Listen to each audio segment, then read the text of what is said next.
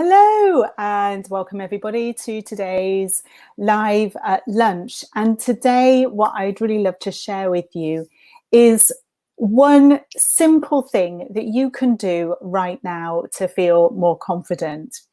And this is especially for those people who,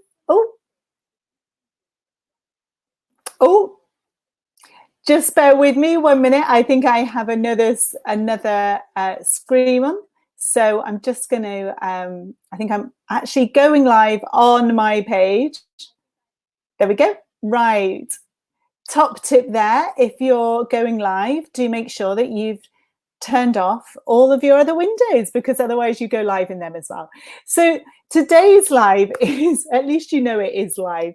So today's live is for those people who've tried everything to be confident and it works for a bit. And then it feels like there's part of you that still isn't confident. So there's always that part of you that pulls you back. So I'm going to be sharing with you this one simple way that you can feel confident right now, and something that you can see for yourself and that you can really understand. So it's not a technique. For those of you who don't know, I'm Andrea Morrison. I'm a transformative coach. I work with professionals and business owners, enabling them to feel more confident, more empowered in what they do, more successful, whatever that is for them. And I do that by sharing a very simple understanding about how we work. And today is all about confidence. So I feel like I've had a lot of experience with confidence. I've worked for a long time in feeling more confident, trying to feel more confident. I spent a lot of my professional career trying to feel more confident in myself, and I tried everything. So, you know, one way that I used to take on bigger and more complex cases. I was a lawyer, in order that I could then look back and say, look to myself, look, I'm really good at this. I used to have different mantras I used to say to myself in the morning. I'd put in a particular structure to my day, so because I thought that would make me feel more confident. I had a journal of all my achievements that I used to keep, so that I could look back on them and tell myself I was good at what I did. I then, when none of that worked, I tried different techniques and different therapies to try to feel more confident. And whilst this isn't about saying that they don't work, because they all work to some extent.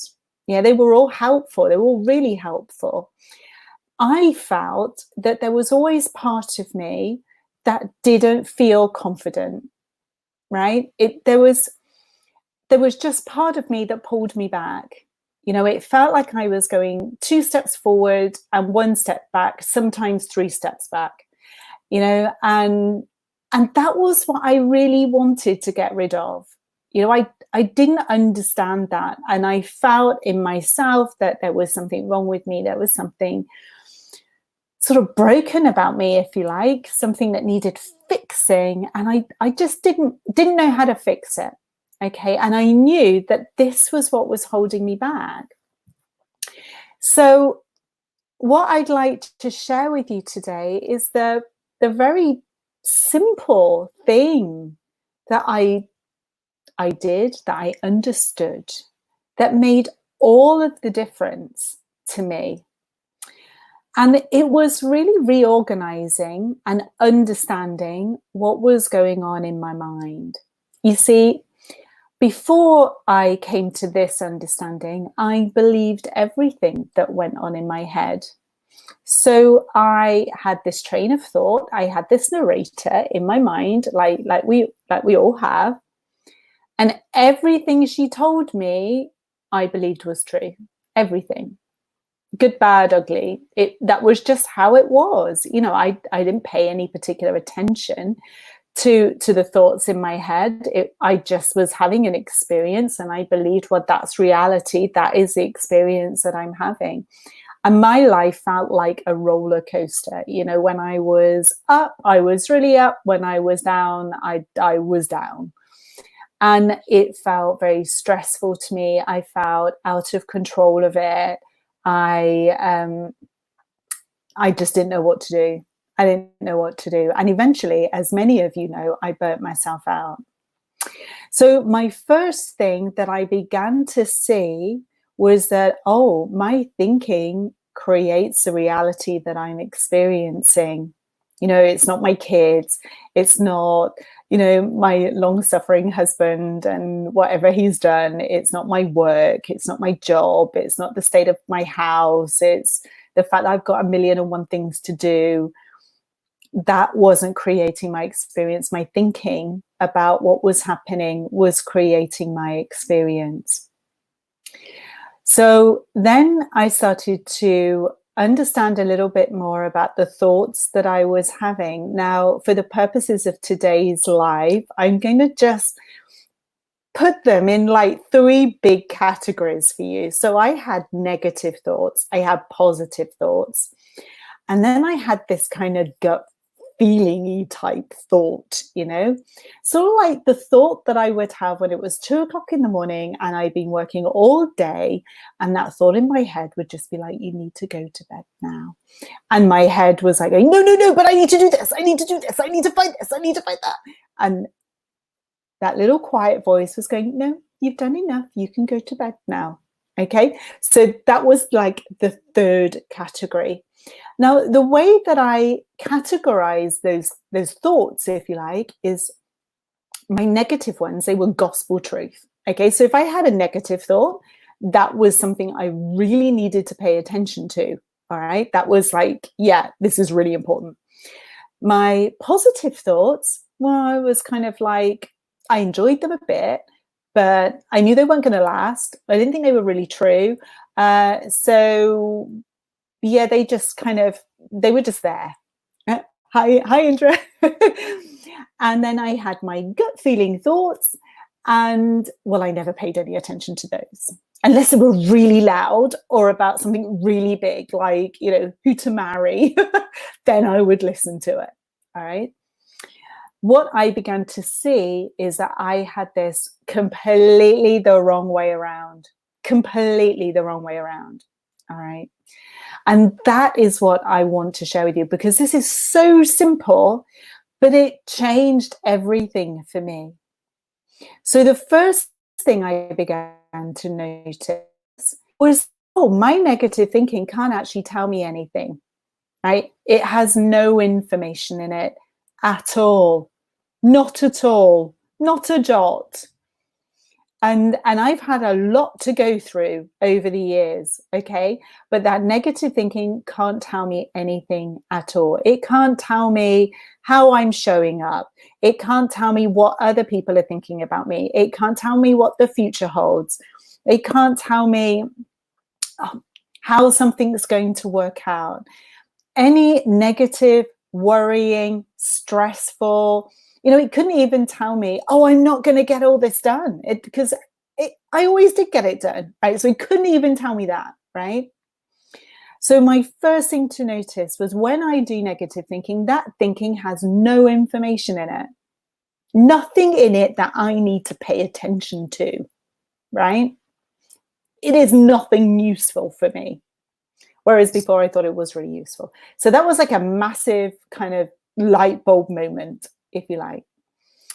The second thing was that my positive thinking, okay, I started to see that, well, that's thinking just like the negative thinking, that's thinking too. But actually, I can just enjoy these for what they are. Yeah, so when I'm thinking positively, I can really enjoy that, right? I don't have to tarnish it with, oh, this isn't going to last very long, you know, or something bad's going to happen if I think positively. Yeah, sort of pride comes before a fall, that sort of thing. Yeah, I can just enjoy them for what they are, like watching my favorite TV show. I can just watch them, right? And finally, in my last bucket, right, my gut feeling, right? Now, before my gut feeling, I just didn't pay attention to, right? Oh no, that goes to the top of my list. All right. So if I have that kind of grounded, wisdomy type, little soft voice in the back of my head, and I know exactly how it feels like, right? I listen to that. That's like my internal guide, if you like, like a sat nav in a car or whatever you want to call it. But that is my go-to. All right. So this is completely the other way around from how I used to live. Completely the other way around. And I started to really notice that gut feeling more. And the more I started to notice it, the more I realized that it was there all of the time. Like, not just for the big stuff, not just for like when I wanted to marry somebody or when I wanted to change jobs or anything like that. It was there all of the time. Right? It could even help me with my to-do list, like which one I needed to do first. And do you know what? Then things started to unfold. I'd find myself thinking, oh, I need to post this on social media, and then somebody would contact me, and that would then have a life of its own. So I started to see that actually my internal guidance system, me, knew exactly what to do. And that was where my confidence was. That is where my confidence lives. It's where it comes from. Yeah.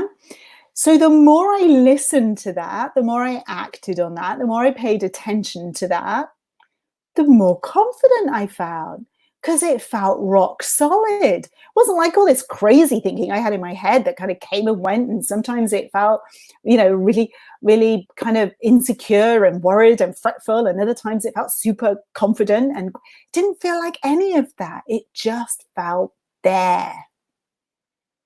And so the more I relied on that, the more I felt like I had my feet firmly on the ground, the more I felt like I was in myself, and that I knew what to do. Because I saw that the more I followed that, the more it worked, that the easier life was, the less complex it was, and the more things just had a habit of working out. Yeah. So to make this kind of super easy, right? I want you to imagine like a traffic light. Okay. So at the top, we've got green. All right. Okay. It's traffic lights the other way around if you're in the UK. Okay. Green. Green is for grounded. Grounded thinking. Thinking that is connect that gut feeling, that instinct, that wisdom, whatever label you want to put on it, that doesn't really matter. It's how it feels. It has a really grounded feel to it. So we know we're doing it because it feels the same. It has that quality of feeling about it. Green is for go, right? So go with that. Always go with that. Yeah.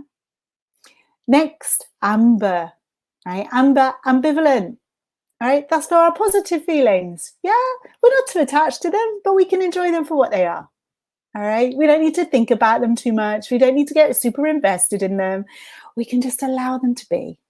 All right, red. Negative, insecure, worryful, stressful thinking. Stop. Now, I'm not going to say stop doing it, because we have no control over what pops into our minds. All right. But what I am saying is stop investing in it. Stop paying attention to it. Allow them to pass. All right. See them for what they are. Some thinking that you're doing that has no information in it. And if anything, is a warning sign to you that you're off track. Yeah. You're just going like off the track a little bit. Listen to your internal wisdom, your instinct, because that will help you get back on track. Right? But as far as the negative thinking is concerned, just let them pass by. Yeah. Don't pay attention to them at all. So I hope you found this live really useful. If you have, please like, comment, share, because I love to hear your feedback. I love to hear what you've heard that is new. I've had some great comments already. Beck Sheffield is saying, I love this. Thinking has no information in it. Stealing that. Yeah, do. Please share it far and wide. Because, you know, I'm on a mission to really share this with as many people as I can, because it really transforms lives. It transforms my clients' lives. It's so simple. And that's the beauty of it. The richness is in the fact it's so simple. So do like, share, and comment. Subscribe if you're listening to this on YouTube, or like my Facebook page if you're listening there. And of course, feel free to join my free group, which is the Business Revolution. I'd love to see you there and continue this conversation there. So bye-bye for now, and I will see you on Monday. Take care now. Bye-bye.